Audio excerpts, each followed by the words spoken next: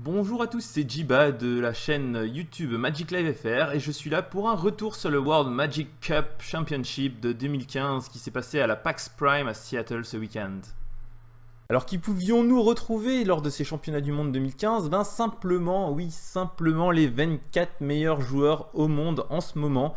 Des vainqueurs de Pro Tour durant l'année, des gens qui avaient le plus de points pro dans leur région cette année. Donc on retrouve des joueurs exceptionnels comme Paolo Vito da Rosa, Paul Ritzel, Owen Tontenwald, Sean McLaren, Yuya Watanabe, Brad Nelson que vous avez pu voir contre Guillaume Matignon il y a quelques années lors du Pro Tour Paris, Eric Fröhlich, Mike Sigrist, André Straski, Joel Larson, Alexandre Hein du Canada, Martin Muller, Harry Lax.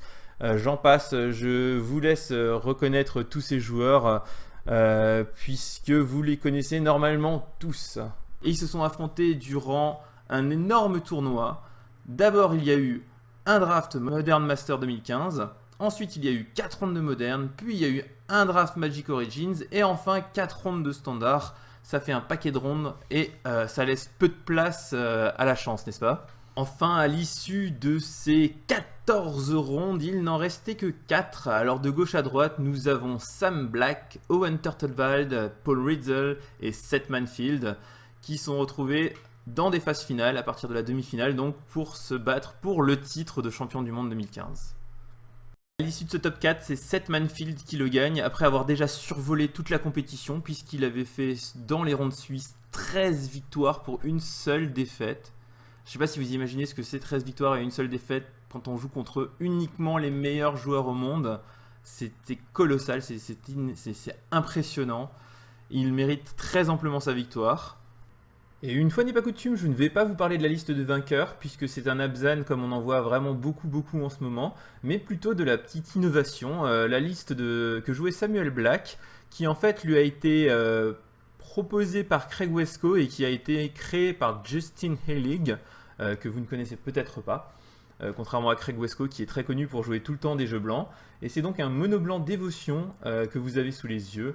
Un jeu relativement agressif puisqu'il a quand même beaucoup de créatures à faible coût de mana, mais qui monte très rapidement vers un 3, un 4 et même un rock compagnon à 5 mana, grâce à la puissance d'une carte qui va bientôt sortir qui est Nykthos.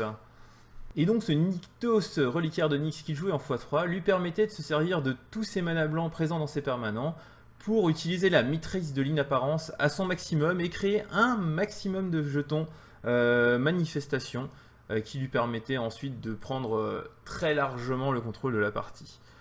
Il a fait 4-0 avec son jeu standard avant d'arriver en top 4 où il perd en quart de finale malheureusement pour lui.